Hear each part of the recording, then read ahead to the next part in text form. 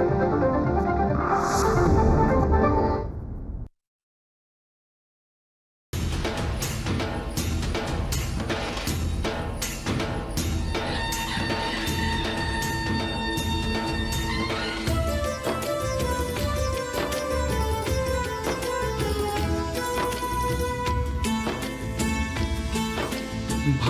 आपुले थोर म्हणून जाहलो मराठी, विश्वाच्या गाभारी गर्जे मराठी.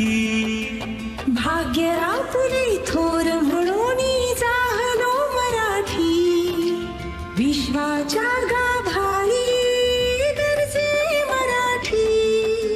गर्जे मराठी, गर्जे मराठी, विश्वाच्या गाभारी गर्जे मराठी.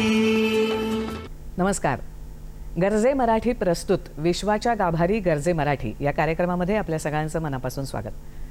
आजच्या भागामध्ये आपण अशा एका उद्योजकाशी गप्पागोष्टी करणार आहोत ज्यांचा व्यवसाय देशातल्या 5 शहरांमध्ये तर आहेच, त्याशिवाय ते आपल्या उत्पादनांची निर्यातही करत असतात. त्यांच्याकडे आज जवळजवळ 1000पेक्षा जास्त कर्मचारी काम करत आहेत आणि 800 ते 900 कोटींच्या वर त्यांचा टर्नओव्हर आहे. श्रीनिवास रघुनाथ देशिंकर यांचा जन्म सांगली जिल्ह्यात झाला. त्यांचं प्राथमिक आणि माध्यमिक शिक्षणही सांगलीत झालं. 1996 पुण्यातल्या भारती विद्यापीठ कॉलेजमधून इलेक्ट्रिकल इंजिनिअरिंगमध्ये त्यांनी डिप्लोमा पूर्ण केला. त्यांनी लाईफ स्कूलमधून बिझनेस एक्सलन्स इमर्जिंग एंटरप्रेनर्स हा अभ्यासक्रमही पूर्ण केला. त्यानंतर बहुतेक मुलांचं ध्येय असतं तशी चांगल्या कंपनीत त्यांनी नोकरी मिळवली. 1996 क्रॉम्प्टन ग्रीव्ज लाइटिंग विभागात प्रशिक्षणार्थी अभियंता म्हणून आपल्या व्यावसायिक कारकिर्दीला त्यांनी सुरुवात केली. परंतु स्वतःचा उद्योग उभारावा या स्वप्नपूर्तीसाठी जोडलेला अनुभव घेऊन त्यांनी 1998 श्री इलेक्ट्रिकल्स अँड इंजिनियर्स नावाची अभियांत्रिकी कंपनी स्थापन केली. या कंपनीत 1000हून अधिक कर्मचारी, भारतभर पसरलेली शाखा कार्यालये आहेत आणि ती पायाभूत सुविधा, ऊर्जा, डेटा सेंटर्स, IT आणि उद्योग या क्षेत्रातील प्रकल्पांच्या गरजा पूर्ण करते. नंतर ही company Shri tech data limited या नावानं सार्वजनिक मर्यादित कंपनीही बनली. देशिंकर यांनी 2004 ओवी इंजिनियर्स प्रायव्हेट लिमिटेड नावाची आपली उत्पादन कंपनी सुरू केली. ही कंपनी डेटा सेंटर्स, औद्योगिक प्रकल्प आणि मोठ्या कॉर्पोरेट कार्यालयांच्या महत्त्वपूर्ण विद्युत पायाभूत सुविधांमध्ये बॅकवर्ड इंटिग्रेशन प्रक्रियेचा भाग म्हणून वापरल्या जाणाऱ्या विद्युत वितरण उत्पादनांच्या निर्मितीमध्ये गुंतलेली आहे. देशिंकर यांना सामाजिक कार्याचीही आवड आहे. बोलूया श्रीनिवास देशिंकर यांच्याशी.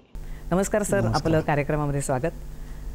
श्रीनिवास देशिंकर हे मूळचे सांगलीचे आणि सांगलीमध्ये प्राथमिक शिक्षण झाल्यानंतर त्यांनी इलेक्ट्रिकल इंजिनिअरिंगमध्ये डिप्लोमा केला. त्यानंतर काही वर्ष अर्थातच अनुभव मिळवण्यासाठी त्यांनी नोकरी केली. पण आपण असं बघतो की मराठी माणूस हा शिक्षण झालं, नोकरी मिळाली की त्यात सुखी समाधानी असतो. तसं न राहता चांगल्या एका मोठ्या कंपनीतली नोकरी सोडून उद्योग व्यवसायाकडे वळणं हे खरंच त्या काळामध्ये म्हणजे 90च्या दशकामध्ये तसं एक धाडसच म्हणायला हवं. ते धाडस देशिंकर साहेबांनी केलं. तर हे धाडस त्यांनी कसं केलं आणि त्यांचा हा उद्योजकतेकडचा प्रवास कसा सुरू झाला त्याची सगळ्यात प्रथम आपण माहिती त्यांच्याकडून जाणून घेऊया. तर सर, तुमच्या लहानपणापासूनच सुरुवात करूया. म्हणजे तुम्हाला काय घरातनं बाळकडू मिळालं का तुम्ही स्वतःनी ते अंगीकारलं उद्योगधंद्यामध्ये यायचं? मी मूळचा सांगलीचा असल्यामुळं मी नदीच्या शेजारी राहायचो. त्यामुळं शाळाही तिथंच होती आणि ग्राउंड आणि नदी असं सिटी स्कूल सांगली असं सांगली शिक्षण संस्थेची नामांकित शाळा आहे. त्या शाळेत 10वीपर्यंत शिकलो आणि पुढच्या शिक्षणाकरता पुण्याला आलो. भारती विद्यापीठमध्ये शिकलो. तर आजोबा इलेक्ट्रिकलमधले एक्सपर्ट होते. मामा मिलिटरी इंजिनिअरिंगमध्ये इलेक्ट्रिकल विभागात होता. त्यामुळं इलेक्ट्रिकलमध्ये मी शिक्षण घेतलं. शिक्षण घेतल्यानंतर गव्हर्नमेंटमध्ये नोकऱ्या नाहीत, कारण रिझर्वेशनचा काळ होता तो. ओपनला नोकऱ्या नाहीत, त्यामुळं त्या रिझर्वेशनलाच आभार मानले पाहिजेत. त्यामुळं उद्योजक निर्माण जे काही झाले असतील त्यातल्या मागच्या 25-50 वर्षातल्या काळात ही एक सत्यता आहे. नाहीतर सगळ्या घरातल्यांची इच्छा अशी असती मराठी फॅमिलीतली की नोकरी बरी, सरकारी नोकरी त्याहून उत्तम. तर ह्या विचारांनी इलेक्ट्रिकलमध्ये गेलो होतो. कारण माझे एक आत्याचे मिस्टर होते, ते डायरेक्टर होते इलेक्ट्रिसिटी बोर्डात. अच्छा. सगळे भाऊ इलेक्ट्रिसिटी बोर्डात. त्यामुळं तर त्यांना वाटलं की मी इलेक्ट्रिकल इंजिनियर झालो की तिथं नोकरी नक्की लागेल. पण ती काय लागली नाही. 2 वर्ष मग क्रॉम्प्टनमध्ये नोकरी केली आणि त्या निमित्तानं ऊर्जा सेक्रेटरी वगैरे यांना भेटायला यायचो आणि त्यातून त्यांनी सांगितलं की तू सुशिक्षित बेरोजगार म्हणून आमच्याकडे स्कीम आहे, त्यात तू काम कर, आम्ही तुला मदत करतो. अशातनं सुरुवात झाली. सांगलीमध्ये वालचंद कॉलेजसारखी नामांकित इंजिनिअरिंग संस्था आहे हो. आणि त्याचे विद्यार्थी सगळीकडे आहेत चांगल्या पोझिशनमध्ये जगभरात. तर त्यातले काही लोक भेटले की तू सांगलीचे आहेस, आम्ही मदत करतो तुला. आणि मग कामाला सुरुवात झाली. मी 97 साली क्रॉम्प्टनची नोकरी सोडून काम सुरू केलं.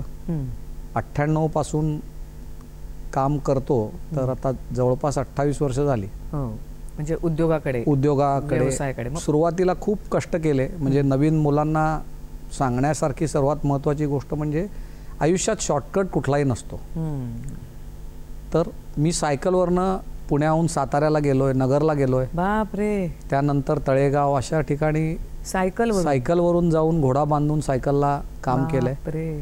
आणि त्या पद्धतीत वाटचाल करून प्रामाणिकपणे काम करून आज ज्यांच्याबरोबर 96 साली काम करतो त्यांच्याबरोबर अजूनही काम करतो. तर क्लायंट तेच आहेत. 30 वर्ष त्यांच्याबरोबर 96-97 पासून रिलेशनशिप आहे. तर उद्योजक होण्यासाठी सर्वात महत्त्वाची गरज आहे ती म्हणजे प्रामाणिकपणा, सातत्य आणि ट्रान्सपरन्सी. या 3 गोष्टी जर अवलंबल्या आणि नो शॉर्टकट. इलेक्ट्रिकलमध्ये मी जी माझ्या सगळ्या लोकांना सांगतो म्हण की तुम्ही 25 वर्ष नीट काम केलं आणि एकदा जरी चुकलात तरी तुमच्या फोटोला हार आहे. अरे बापरे. आजपर्यंत कुठलाही आमच्याकडे ॲक्सिडेंट नाही, कुठलाही फॅटल म्हणजे ॲक्सिडेंटमध्ये मृत्यू नाही आमच्या कंपनीत. क्षेत्र आहे ते, खूप नाजूक क्षेत्र आहे. आणि क्रिटिकल रेल्वेची कामं करतो आम्ही. चालू रेल्वे लाईनमध्ये 30 मिनिटाचं शटडाऊन मिळतं, तेवढ्यातच काम करायला परत रेल्वे चालू करायची असते. अशी क्रिटिकल कामं, रिझर्व्ह बँक, दिल्लीचं T3 टर्मिनल आम्ही केलं. तर अशी देशातली अतिशय संवेदनाशील सेटअपचं आम्ही काम केलं. त्यामुळं आमच्या टीमला आम्हाला आमची जबाबदारी माहिती आहे. मी प्रत्येक आमच्या इथल्या एम्प्लॉईला सांगतो की आपण जे काम करतोय ते राष्ट्रनिर्मितीचं आहे. त्यामुळं तुम्ही त्याच्यामध्ये कुठलाही शॉर्टकट करू नका. काही 2दा-3दा चेक करा, कारण एकदा केलेलं काम ते परत 25 वर्षात मेंटेनन्सला यायला नाही पाहिजे. अशा पद्धतीनं आम्ही काम केलंय. तुम्ही ऐकलं असेल की नॅशनल स्टॉक एक्सचेंज डिजिटलायझेशन झाल्यापासून कधी बंद पडलं असं ऐकलं नाही आहे. त्यामुळं त्याच्या मागं नॅशनल स्टॉक एक्सचेंजचं डेटा सेंटर आम्ही केलं आणि ते 16-17 वर्ष मेंटेनन्स पण केलं आम्ही, ऑपरेशन मेंटेनन्स पण आम्ही केला. त्यामुळं आम्हाला जबाबदारीची जाणीव आहे. इलेक्ट्रिकल सेक्टर हे अतिशय सेन्सिटिव्ह आणि जबाबदारीचं आहे. त्यातून पुढं जाऊन आम्ही टेलिकॉम सेक्टरमध्ये खूप काम केलं. टेलिकॉमचा 97-98ला आपल्या देशात रोलआउट सुरू झाला, तर त्याचे बरेच टावरचं आम्ही उभारणीचं काम केलं. सगळ्याच कंपन्यांचं, जेवढ्या टेलिकॉम कंपन्या होत्या त्यांचं काम केलं. त्याच्यानंतर टेलिकॉमच्या टॉवरनंतर एक बॅकसाईड असतं, त्याला MSC म्हणतात, स्विचिंग कंट्रोल, ज्याला आपण बाकीच्या याच्या डेटा सेंटर म्हणतो, त्याच्यामध्ये त्याला स्विचिंग सेंटर म्हणतात, ज्यात तुमचा मोबाईलचा डेटा स्विच होतो आणि पुढच्या याला जातो. बरोबर. तर ह्या सगळ्या क्षेत्रात आम्ही भरपूर काम केलं. त्या क्षेत्राचं सुरुवातीपासून अपग्रेडेशन, त्याचं ट्रान्सफॉर्मेशन जे होतं ते आम्ही बघितलं. म्हणजे इलेक्ट्रिकलपासून सुरुवात करून नंतर तुम्ही डेटा सेंटर, म्हणजे जसं जसं समाजात बदल घडतोय त्या प्रत्येक बदलामध्ये आम्ही सुरुवातीपासून सहभागी होतो. जसं पहिल्यांदा इलेक्ट्रिकलमधून टेलिकॉम आलं, तर टेलिकॉममध्ये आम्ही भरपूर काम केलं. त्यात AT&T आहे, इरिक्सन आहे, या कंपन्यांकडून शिकलो खूप साऱ्या गोष्टी की वर्ल्ड स्टँडर्ड काय असतात. कंपन्या पण आणि प्रायव्हेट कंपन्या पण. गव्हर्नमेंट कंपन्या पण आणि प्रायव्हेट पण. म्हणजे BSNL होतं त्यावेळेला गव्हर्नमेंटमध्ये, MTNL होतं, त्याचप्रमाणे प्रायव्हेट पण कंपन्या होत्या. तर ह्या सगळ्यांकडनं खूप चांगल्या गोष्टी शिकलो. क्वालिटी काय असते, त्याच्यानंतर वर्ल्ड स्टँडर्ड काय आहेत, ह्या गोष्टी तिथं शिकलो आणि त्याचा आम्हाला खूप आयुष्यभर उपयोग झाला. सुरुवातीला या सगळ्या लोकांबरोबर काम केलेलं असल्यामुळं. मर्सिडीज देशात आली, त्यावेळेला मर्सिडीजचं पहिलं फॅक्टरीचं काम आम्ही केलं. अरे वा. टाटा मोटर्सचं केलं, जनरल मोटर्स केलं. तर त्यामुळे ऑटोमोबाईल सेक्टरची पूर्ण माहिती आहे. ऑइल अँड गॅसमध्ये IOCL, BPCL या मोठ्या कंपन्यांची कामं केली. त्यामुळं सरकारी कामं कशा पद्धतीनं चालतात त्याचं नॉलेज मिळालं. पण सुरुवात तुम्ही केली तेव्हा खूप छोटी असणार कंपनी, तर ती कंपनीचं रजिस्ट्रेशन किंवा ह्या क्षेत्रामध्ये आपल्याला कंपनी करायचे, एम्प्लॉईजचे संबंध, जागा घेणं, भांडवल, हे सगळे तुमचं वय पण तेव्हा तसं लहानच असणार. 18व्या वर्षी मी सुरू केलं. 18व्या वर्षी? बाप रे. तर तेव्हा सगळ्याच गोष्टी नवीन होत्या. म्हणजे शॉपॅक कसं काढायचं माहीत नव्हतं, वॅट नंबर म्हणजे काय असतो माहीत नव्हतं, आणि पहिलंच काम मर्सिडीजचं मिळालं. बाप रे. वालचंदचेच होते ते व्हाईस प्रेसिडेंट. तर त्यांनी सांगितलं की बाबा तू बिल हुसतोपर्यंत वॅट नंबर आणि शॉपॅक काढून आण. अच्छा. कोणाकडनं? म्हणले ज्यांच्याकडनं मटेरियल सप्लाय केलंस त्यांनाच विचार. हां. मी पूर्वी क्रॉम्प्टनमध्ये असल्यामुळं ते क्रॉम्प्टनचे डिस्ट्रीब्युटर होते, त्यांनी मला मदत केली. आज ते नाही आहेत पण त्यांनी खूप मदत केली. तर म्हणजे अशी खूप, ज्या वेळेला तुम्ही एखादी तुमच्यात मनात इच्छा असते आणि प्रामाणिकपणा आहे, तर खूप लोक तुम्हाला ज्या ज्या वेळेला गरज आहे त्यावेळेला मदतीला उभे राहतात. असे असंख्य लोक उभे राहिले ज्यांच्या निस्वार्थ मदतीनं इथपर्यंत येऊ शकलो, एवढी मोठी कंपनी करू शकलो. तर त्यात खूप लोकांचा हात आहे. म्हणजे सगळ्यांना सांगायला मला अतिशय हे आहे की मी भारतीय विद्यापीठमध्ये ज्यावेळेला सांगलीहून आलो सेकंड इयरला पुण्याला, तर फी भरायलाही पैसे नसायचे. अच्छा. तर आम्ही पतंगराव कदम सरांकडे जायचो आणि अर्धी फी माफ करा म्हणायचो. अच्छा. मग ती माफ करून आणायचो. परत जायचो, परीक्षेजवळ बसायला द्यायचे नाहीत, परत लिहून आणायचो की पुढच्या 6 महिन्याच्या परीक्षेपर्यंत बसतो. असं करून मी शिकलो. माझी लहान बहीण डॉक्टर झाली. अरे वा. भारतीय विद्यापीठमधूनच. पण त्या काळात परिस्थितीची जाणीव होती. ते पण सांगलीचे. तेही सांगलीचे असल्यामुळं त्यांनी खूप मदत केली. सगळ्याच सांगलीच्या विद्यार्थ्यांना जे कोणी भारतीय विद्यापीठला शिकले आहेत. बरोबर. तर त्यामुळं तिथं, आणि 5,000 रुपये फी भरायला 2 वर्ष लागायचे. बापरे. वर्षाला 5,000 फी असायची, ती भरायला आम्ही 2 वर्ष लावायचो. कधी ते माफच करून टाकायचे, नंतर म्हणायचे जाऊ दे आता. पण म्हणजे अशा ह्याच्यातनं सुद्धा शिक्षण घेत घेत जर इच्छा असेल तर मार्ग नक्की. तर सर, तुम्ही तुमचा पहिला प्रवास आम्हाला सांगितलात. याच्यानंतरचाही प्रवास, काही या क्षेत्रातले अनुभव चांगले वाईट आम्हाला तुमच्याकडून ऐकायचे आहेत. पण त्याआधी आपण एक घेऊया छोटासा ब्रेक.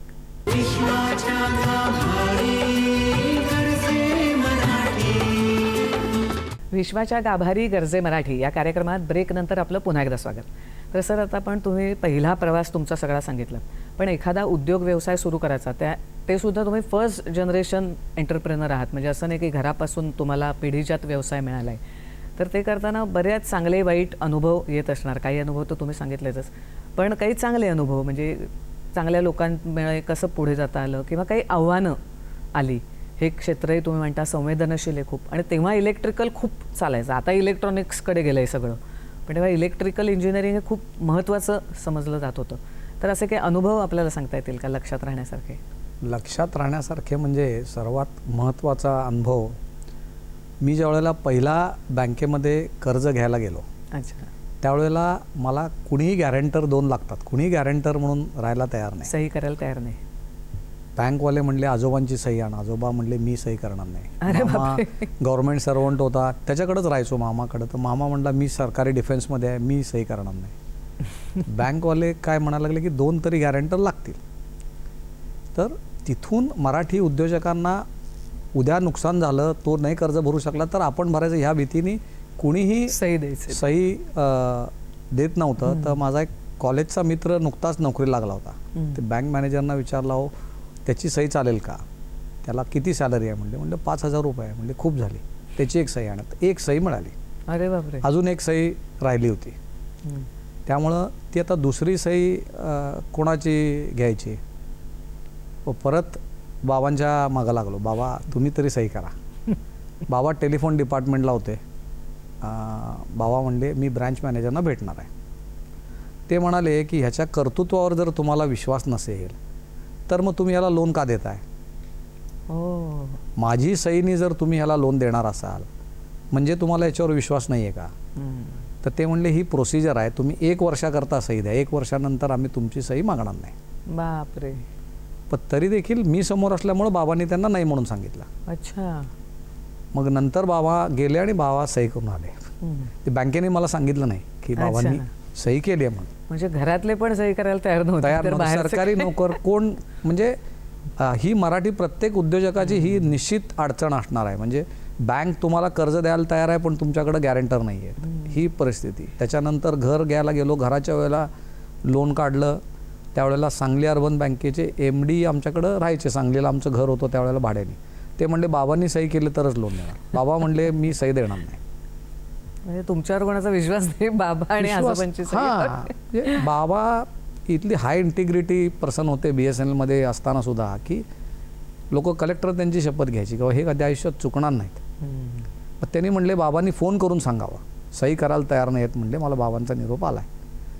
बाबा म्हणले मी फोन पण करणार नाही. अरे बापरे. तुला लढायचं आहे. परत मी बाहेरनं 2 गॅरंटर शोधले, सह्या करून घेतल्या आणि हाऊसिंग लोन घेतलं आणि घर घेतलं. म्हणजे सांगायचं तात्पर्य काय की प्रत्येक स्टेजला कॅपिटल उभं करणं हा खूप मोठा विषय प्रत्येक उद्योजकाला त्यावेळी असतो. होता, आता थोडं सोपं झालंय. आताही खूप अवघड आहे, स्टार्टअप्सना वगैरे आताही अवघड आहे. मला असं वाटत नाही की आपल्याकडं तेवढी चांगली रचना मराठी उद्योजकांसाठी आहे किंवा त्यांना कोणी उभं करेल, गॅरंटर म्हणून राहील. मी माझ्या सेटलमेंटनंतर मी काही मित्रांना, काही उद्योजकांना गॅरंटर राहिलो, त्याच्यावर नाही घरी ओरडायचे की त्यांनी कर्ज नाही भरलं तर तुझं सिबिलचं रेकॉर्ड खराब होईल, हे करेल. अर्थात आता 10 वर्षात कोणाला गॅरंटर नाही आहे, पण त्या काळात मी खूप मित्रांना गॅरंटर राहिलो आणि कुणीही पैसे बुडवले नाहीत. म्हणजे आत्तापर्यंत मला कुठलीही नोटीस आली नाही बँकांची ह्याच्यावरनं. कळतं ते. तर मग आता म्हणजे एक तुम्ही पहिला उद्योग सुरू केलात अशा रीतीने, अशा खटपटी करून, त्याचे आता 2-3 असे तुमचे आता बरेच व्यवसाय झालेत. जवळजवळ 1000च्या वर तुमच्याकडे एम्प्लॉईज आहेत आणि आता फक्त इलेक्ट्रिकलमध्ये नाही राहिला आहेत, तर अजून वेगवेगळी क्षेत्र तुम्ही पादाक्रांत केलेत. तर तो प्रवास कसा झाला? सुरुवातीला फक्त 3 इंजिनिअरिंगला ब्रँच होत्या, इलेक्ट्रिकल, मेकॅनिकल आणि सिव्हिल. हो. त्याच्यानंतर आमच्या वेळेला टेलिकॉम आली. म्हणजे जशा जशा इलेक्ट्रॉनिक्स आणि टेलिकम्युनिकेशन आलं, अशा जशा गरजा लागत गेल्या तशा ब्रँच वाढत गेल्या. तसंच आम्हाला जेव्हा कस्टमरनी सांगितलं की आम्हाला हे पण काम करायचं आहे, त्यामुळे आम्ही इलेक्ट्रिकल काम करायचो, त्याबरोबर टेलिकॉमचंही काम केलं, टावरचं DC केबलिंग केलं, टावर इरेक्शन केले. त्यानंतर डेटा सेंटर्स आपल्या देशात आली साधारण 98-99ला. पूर्वी टेलिकॉमची डेटा सेंटर असायची, BSNL यांची पूर्वी खूप जुनी डेटा सेंटर्स आहेत, विदेश संचार निगम लिमिटेड. तर त्या सगळ्या डेटा सेंटर्समध्ये इलेक्ट्रिकल बरोबर मेकॅनिकल काम लागायचं, air conditioning, networking, telephone cabling. तर ह्या सगळ्या गोष्टी काळानुरूप कराव्या लागल्या आणि ज्या गोष्टी नवीन येतात त्या शिकण्याची आम्हाला सगळ्यांना आवड होती. त्यामुळे आम्ही सगळ्या नवीन गोष्टी शिकत गेलो, थांबून नाही राहिलो. आणि इलेक्ट्रिकल कॉन्ट्रॅक्टिंग करणारे कॉन्ट्रॅक्टर महाराष्ट्रात 10,000 आहेत. पण या 10,000पैकी किंवा कुणी 2 पिढ्या 3 पिढ्या पण काम करतं. पण महाराष्ट्रामध्ये मराठी उद्योजक म्हणून मी अतिशय नम्रपणे सांगू शकतो की देशात आम्ही आज टॉप 5 मध्ये असू. अरे वा. आमच्याबरोबर कॉम्पिटिशनला सिमेन्स असतं, ABB असतं, L&T असतं. तर या लेवलला मराठी उद्योजक आमच्या क्षेत्रातला कुणी नाही आहे. मला वाटतं तुम्ही electrical organization electrical contractors organization असोसिएशनची स्थापना पण आम्ही केली आणि त्याच्या माध्यमातून आम्ही सरकारलाही सांगितलं की तुम्ही मराठी उद्योजकांना प्राधान्य द्या. प्रत्येक राज्यात जसं मेक इन इंडिया आपण म्हणतो तसं मेक इन महाराष्ट्र पण पॉलिसी आहे, पण सरकार प्रायोरिटी देऊन ती वापरत नाही. तर आम्ही त्यांना म्हटलं की तुम्ही इथल्या लोकांना कामं दिली पाहिजेत. आम्हाला विदर्भात जाऊन गरज नाही, पण विदर्भातल्या छोट्या लोकांना काम द्या तिथं. तर हे खूप प्रयत्न केल्यानंतर आता थोडंसं प्रत्येक एरियातल्या लोकांना प्राधान्य मिळतं. मग टेलिकम्युनिकेशन नंतर अजून कुठल्या क्षेत्रात? टेलिकम्युनिकेशन नंतर डेटा सेंटर्समध्ये आलो.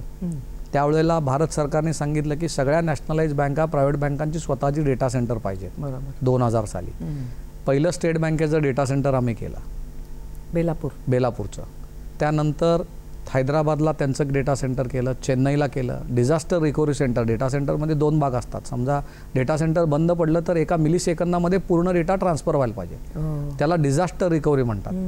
त्याचं काम केलं. मग अशी मल्टिपल गोष्टी शिकत गेलो. मल्टिपल म्हणजे ज्यावेळेला डेटा सेंटर इंडियात आलं त्यावेळेला हे सगळं IBM, HP या बाहेरच्या कंपन्या ह्याच्यात काम करायच्या, त्यांच्याबरोबर काम केलं. कारण सर्व्हर्स टेक्नॉलॉजी त्यांच्याकडे होती. TCS करायचं, विप्रो करायचं. तर ह्या सगळ्या लोकांबरोबर आम्ही काम केलं. इमर्सन त्यावेळेला काम करायचं. तर यांच्याबरोबर काम करत असताना लक्षात आलं की डेटा सेंटरमध्ये बाकीच्या सुद्धा सर्व्हिसेस आहेत. एअर कंडिशनिंग आहे, UPS आहे, नेटवर्किंग आहे. ह्या गोष्टी आम्ही शिकत गेलो, त्याही केल्या. आणि मागच्या 5 वर्षापासून आम्ही डेटा सेंटरचे 2 भाग असतात, एक IT आणि एक नॉन IT. IT मध्ये server, software, network management, data centre management, manage services या गोष्टी येतात.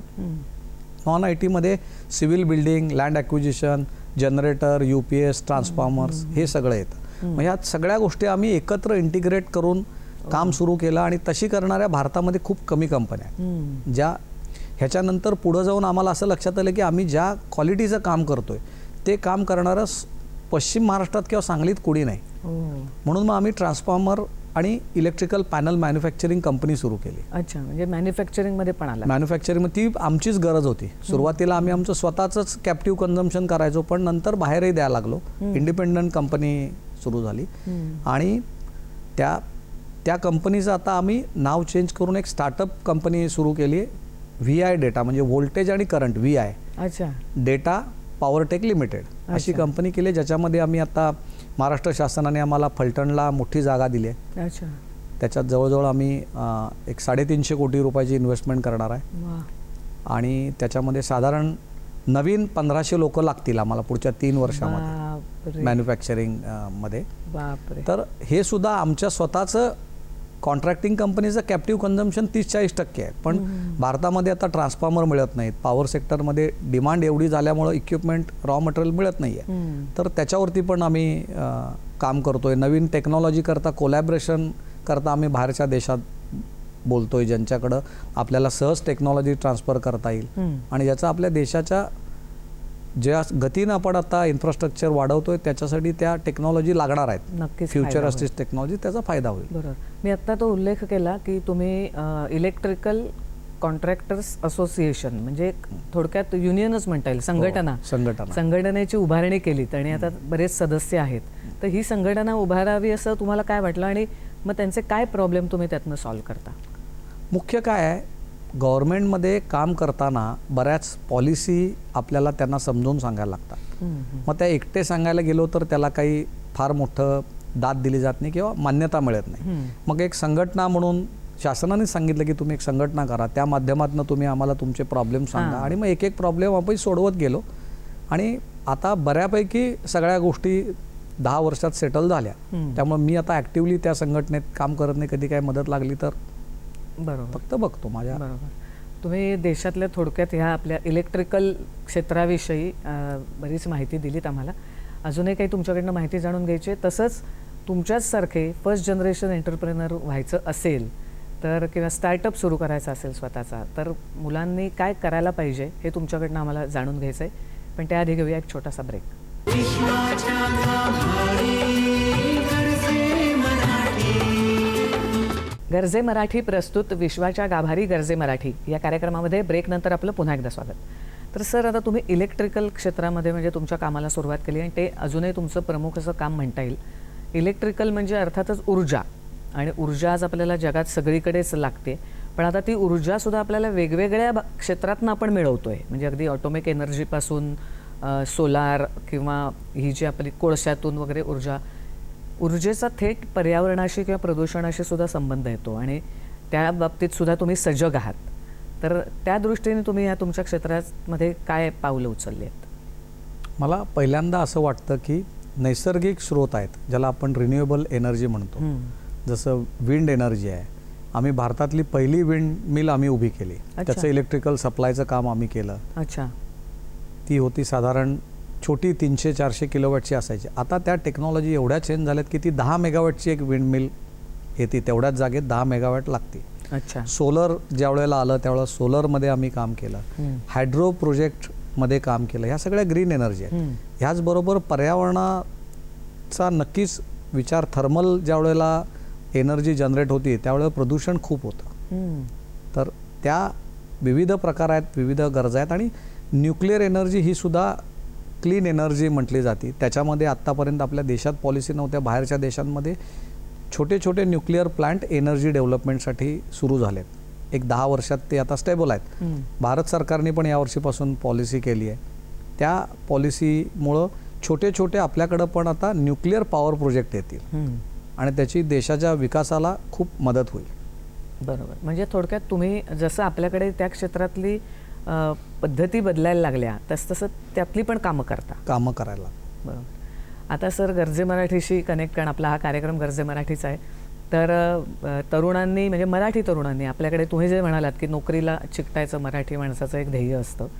ते न करता धंद्यात उतरावं, म्हणजे धंद्यात पडावं, नंतर म्हणजे पडून उभं राहावं, पुन्हा उभं राहावं, यासाठी तुम्ही गर्जे मराठीशी कसे कनेक्ट झालात? गर्जे मराठीबद्दल तुम्हाला काय वाटतं? मी गर्जे मराठीबद्दल 7-8 वर्षापासून ऐकलं होतं. माझी आणि आनंद गानूंची भेट मराठी बिझनेस ग्लोबल समिट ह्या कार्यक्रमात मला एक पुरस्कार होता दुबईमध्ये. हां. त्या कार्यक्रमामध्ये गर्जे मराठीनी पण सहभाग घेतला होता. सगळ्याच जगभरातल्या मराठी संस्था एकत्र येऊन त्यांनी एक ग्लोबल मराठी बिझनेस समिट केली होती दुबईला. तर त्याच्यामध्ये माझी त्यांची भेट झाली. तर तेव्हा मी त्यांना सांगितलं की हा पुरस्कार म्हणजे माझ्यावर एक जबाबदारी आहे. तर म्हणलं मी मराठी उद्योजकांसाठी किंवा गर्जे मराठी ग्लोबलसाठी तुम्हाला जी काय लागेल ती मदत मी निश्चित करीन. माझ्याकडून जे काय मार्गदर्शन पाहिजे नवीन स्टार्टअप्सला, नवीन उद्योजकांना, त्याच्यासाठी मी सदैव तुमच्याबरोबर आहे. कारण ते ज्या पद्धतीनं डिवोशनली हे कार्य करतात. आणि आता 11 वर्ष झाली. 11 वर्ष जवळजवळ झाली. आणि विश्वातल्या सर्व मराठी लोकांना, व्यावसायिकांना एकत्र जोडण्याचं त्यांनी काम सुरुवात केलं. अजून खूप प्रवास आहे त्यांचाही बाकी. सगळ्यांनीच मदत केली पाहिजे असं मी सगळ्यांना आवाहन करतोय या निमित्ताने. आणि नवीन उद्योजक किंवा नवीन मराठी उद्योजक हे होण्याकरता मी प्रत्येकाला सांगतो की उद्योजक, योद्धा आणि पॉलिटिशियन हे कुठलीही स्कूल तयार करत नाही. हे परमेश्वरच तयार करतो. आणि ज्याच्या मनात इच्छा आहे की मला व्यावसायिक व्हायचं आहे त्या प्रत्येकाला, प्रत्येक मराठी माणसाने मदत केली पाहिजे. आणि ही जर या निमित्तानं सर्वांनी संकल्प केला तर मला असं वाटतं की मराठी माणसामध्ये प्रचंड क्रियाशक्ती आहे, प्रामाणिक आहेत. जगाच्या पाठीवर तुम्ही कुठल्याही देशामध्ये गेलात किंवा नॉर्थ इंडियात गेलात, साऊथ इंडियात, कोणी मराठी माणसांनी मोठा फ्रॉड केला आहे, मोठं फसवलं आहे असं कधी होत नाही. कारण मराठी माणूस हा अल्पसंतुष्टी आहे. पण त्याच्यामध्ये सज्जनता आहे, त्याच्यामध्ये बिझनेस करण्याची ॲबिलिटी प्रचंड आहे. कारण एकाच 20-25 वर्षाच्या करिअरमध्ये 1000 कोटीची कंपनी उभी करून अजून एक मॅन्युफॅक्चरिंग कंपनी टाकतोय, अजून एक सायबर सिक्युरिटीमध्ये काम करतोय. तर हे माझ्यासारख्या साध्या जर मराठी मुलाला शक्य आहे तर मला असं वाटतं की प्रत्येक मराठी मुलामध्ये ही कॅपॅसिटी आहे. आणि त्यांनी ठरवलं पाहिजे, ते ध्येय बनवलं पाहिजे, 24 तास त्याच्याकरता काम केलं पाहिजे, सर्वस्वाचा त्याग केला पाहिजे. आणि हे जर त्यांची तयारी असेल तर कुठल्याही गोष्टीची कमी पडत नाही. बाकी सगळ्या गोष्टी सगळेजण त्यांच्या पाठीशी उभे राहतात. पण त्याच्यामध्ये सिन्सिअरिटी आणि प्रामाणिकपणा पाहिजे. आणि व्यवसाय करायला कुणीही घाबरलं नाही पाहिजे. बरोबर. प्रत्येक मराठी माणसात ती क्षमता आहे. त्यांनी ठरवलं पाहिजे की मी व्यावसायिकच होणार. व्यवसायात सुद्धा बदलाप्रमाणे काळाप्रमाणे चेंजेस केले पाहिजेत. तुमच्यामध्ये कायम शिकण्याची धडपड आणि आवड पाहिजे. नवीन कुठल्या तरी गोष्टी शिकायच्या आहेत आणि त्या गोष्टींसाठी सतत तुम्ही नवीन शिकत राहिलात तर तुम्ही काळाच्या पुढं राहाल आणि यशस्वी व्हाल. सर, तुमच्याकडे अजून तुमचं एक वैशिष्ट्य म्हणजे 1000च्या वर एम्प्लॉईज आहेत. आता तर नवीन फॅक्टरी आहे, त्यात 1500 एम्प्लॉईज लागणार आहेत तुम्ही सांगताय. पण ह्या एम्प्लॉईजची सुद्धा तुम्ही चांगली काळजी घेता, म्हणजे त्यांचा अगदी तुम्ही इन्शुरन्ससुद्धा काढलेला आहे. तर हा आपण जर आपल्या एम्प्लॉईजचा सुद्धा विचार केला की आपल्या यशात आपण एकटेच नाही, या सगळ्यांचा सहभाग असतो, तर ती पण गोष्ट मला वाटतं लक्षात ठेवली पाहिजे. सगळ्यात महत्त्वाचं काय आहे, माझ्याकडं माझा ड्रायव्हर 26-27 वर्ष आहे. त्याची मुलगी आणि माझी मुलगी एकाच शाळेत शिकते. अच्छा. इंजिनिअरिंगला त्या दोघी बरोबरच गेल्या. तर आम्ही सगळी अख्खी कंपनी एक परिवार मानतो. त्यामुळं आमच्याकडं बरीच लोक ही खूप वर्ष आहेत आणि सगळी मराठी लोक आहेत. आम्ही कुठलीही नॉन मराठी लोक शक्यतो घेत नाही. वा. त्यामुळं मराठी लोकांना प्रत्येक आमच्या फॅक्टरीमध्ये पण सगळी लोक मराठी आहेत, खेडेगावातून आलेली आहेत. आम्ही प्रत्येक गावातल्या लोकांना जाऊन कॅम्पस इंटरव्ह्यू पण गावात घेतो. लोक शहरात येतात, आम्ही गावात जातो. अच्छा. तर त्यामुळं आमच्याकडं लोक खूप वर्ष टिकलेली आहेत. फार कमी लोक सोडून जातात. दरवर्षी आमच्याकडं 50-100 ॲड होत असतील आणि 5 जात असतील. एखादी कोणाला सरकारी नोकरी लागली, परत आई वडील तर साहेब लग्न करायचं आहे, सरकारी नोकरी लागली आहे, सोडा. मग तेवढ्यांना आम्ही सोडतो. आधी त्यांची इच्छा नसती जायची, पण घरातल्यांच्या प्रेशरमुळं लोक जातात. अदरवाईज आम्ही सगळे एम्प्लॉई एक परिवार मानतो. 700-800 जण आहेत, अजून वाढतील. तर ती सगळी लोक आनंदानं मनापासून काम करावीत. आणि मराठी लोक सर्वात सिन्सिअरलीच काम करतात, या मताचा मी आहे. बरोबर. तर सर, तुम्ही मराठी मुलांनी उद्योजक होण्यासाठी काय त्यांच्याकडे गुण असायला हवेत तेही सांगितले आणि तुमचा स्वतःचा प्रवासही सांगितला. जिद्द असेल, मेहनत करण्याची तयारी असेल आणि तुम्ही म्हणालात तसं प्रामाणिकपणा असेल तर आपण नोकरी चांगली, क्रॉम्प्टन ग्रीव्ससारखी चांगली नोकरी सोडून उद्योगात पडून एवढा मोठा त्या उद्योगाचा वटवृक्ष करू शकतो हे तुमच्याकडे बघून कोणाच्याही लक्षात येऊ शकेल. सामाजिक कार्य तुम्ही करत असता, आपल्याकडे वेळेची मर्यादा आहे म्हणून. तर आपले स्वतःचं यश पुढे पुढे जात असताना समाजाचाही विचार करत पुढे जावं हे सुद्धा तुम्ही करत असता. तर तुमचा हा सगळा प्रवास एकूणच गरजे मराठीच्या मंचावरून तुम्ही आमच्याबरोबर शेअर केलात आणि इथे आलात त्याबद्दल मनापासून धन्यवाद. नमस्कार. जय हिंद, जय महाराष्ट्र. तर मंडळी, पुढच्या आठवड्यात आणखी एका उद्योजकाशी आपण गप्पा गोष्टी करूया. या भागात इथेच थांबूया. नमस्कार.